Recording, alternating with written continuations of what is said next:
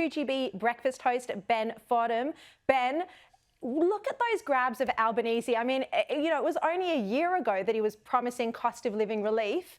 How quickly we forget. How absurd does that seem now? Oh, Shari, first of all, congrats on the new show. Great to see you on Sky this time of day. There's the big difference, isn't there, between an election campaign and then when you're actually in the heat of battle. And I think any Prime Minister who's found themselves in the shoes that Anthony Albanese finds himself in knows exactly this scenario. Yes, times have changed. The invasion of Ukraine has obviously made a major impact as far as the cost of living. But a lot of these issues, particularly with power, were already underway well before Russia invaded Ukraine. Absolutely. And that promise of power bill relief, I mean, is it still relevant? It's kind of been put on the back burner a bit, hasn't it? Yeah. Well, I want to get your take on Philip Lowe. People are quite divided on this. I've obviously been very critical of the RBA governor just now, but others say it's not his fault, it's his job to bring down interest rates when inflation's this high. Do you think the attacks like mine on him are warranted?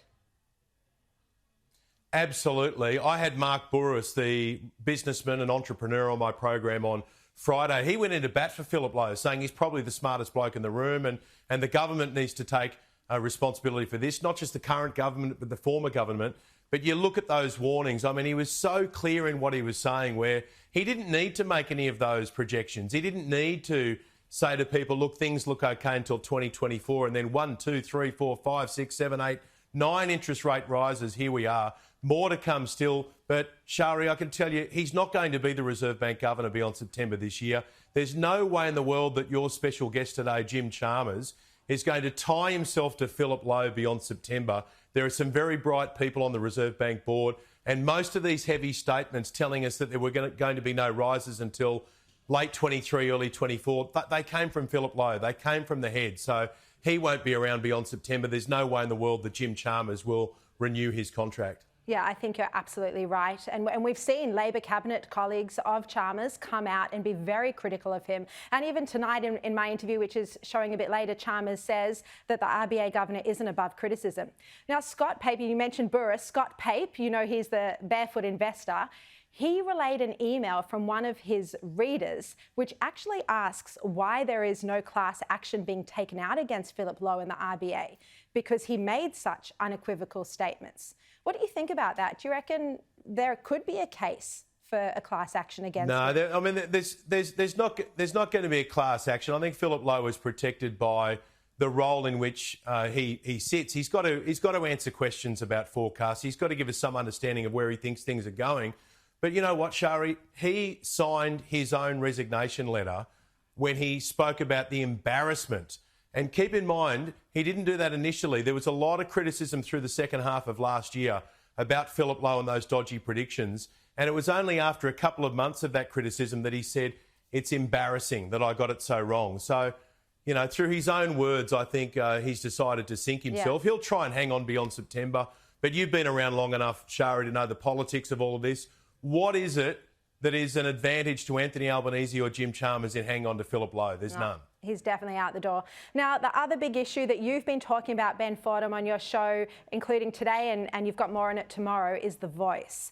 There are some alarming comments today from a constitutional lawyer, Greg Craven, and he's part of the constitutional expert group that gives legal advice to the Prime Minister's referendum working group. Now, he warns that there are members of the Yes campaign who would rather see The Voice fail if it doesn't reflect their vision. What do you think of this? Greg Craven is right. And look, if I can take you back a little bit on this, Shari. You think he's right? Late last year, I think he's right. There are members of the Yes campaign who are so obsessed with themselves and their set of words that they are going to prefer to go down with the ship rather than see those words change. So Noel Pearson is the person who's responsible for The Voice. That's why I've called it frequently Noel's Voice. And if you have a look at the words that the Prime Minister shared in the Garma Festival in July last year, they're almost word for word Noel's voice. Noel's submission was one of 18 put forward to a council for recommendation. That council came back, the committee came back and said none of them are satisfactory, more work needs to be done. Albo grabbed Noel's words anyway, almost word for word. And that's why Noel is dead set on getting his words up. Tomorrow, an eminent Australian who's got a track record over 40 years of care and concern for Indigenous Australians, is going to appear on my 2GB Breakfast Show and put forward his draft recommended words for the referendum that removes legal doubt and is a greater chance of getting up. And it's my belief, Shari, that the words that are going to be put forward tomorrow are the ones that will go to the referendum.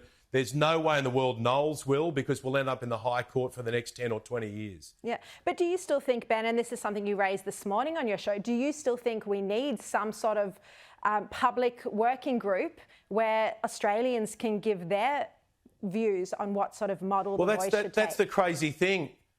When I interviewed Anthony Albanese at the start of the year, I said, what do people do who are sitting on the sidelines at the moment, worried about your draft set of words, who think they've got a better idea? And he said, well, Ben, you've got my mobile number. Get in touch. And I said, no, not me. How does everyone else get in touch?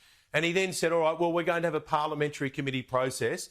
That is still not established. So that's why this eminent Australian is going to reveal his draft words tomorrow. He will also put forward a submission. And I've been saying for a number of weeks now, and I think the PM knows this, to be fair to Anthony Albanese, he has been saying, look, I'm not set in concrete here. If someone's got a better proposal, come forward with it. And I think he's already realised that the set of words that he put forward midway through last year are not going to fly. They won't make it till October. And October is going to be the month of the referendum. The PM hasn't locked that in, but I can tell you, mark the date in your diary, it is happening in October. Yeah. Now, very quickly, Ben, before you go, on the energy front, Labor is desperately trying to pass its signature plan to cut emissions. It looks like it's going to be held hostage yet again. I mean, this is a repeat of the CPRS thing, held hostage by the Greens. They're saying they're not going to support it unless there's either a ban or at least a pause on new coal and gas projects. Well, Anthony Albanese said last year that he wasn't going to do any deals with the Greens. He's done two already on the on industrial relations and another one as well on the Integrity Commission. And this is going to be the third one on energy, but he's got to do a deal with the Greens. But don't you love that word pause? So Adam Bandt from the Greens said we want to stop all new coal and gas projects. Now they're talking about pausing them. So I don't know whether anyone's used the pause button at home before when they've had to duck off to the bathroom or take a phone call in the middle of watching Sky News. But when you press pause, you press play again. So I don't know why Adam's going to be satisfied with that. But you know what? If it gets a deal done and if it allows Australia to continue supporting coal and gas that keep the lights on and keep the TV going, then that's probably a smart result. Yeah, exactly. He could pause it for 2 days if he wanted to.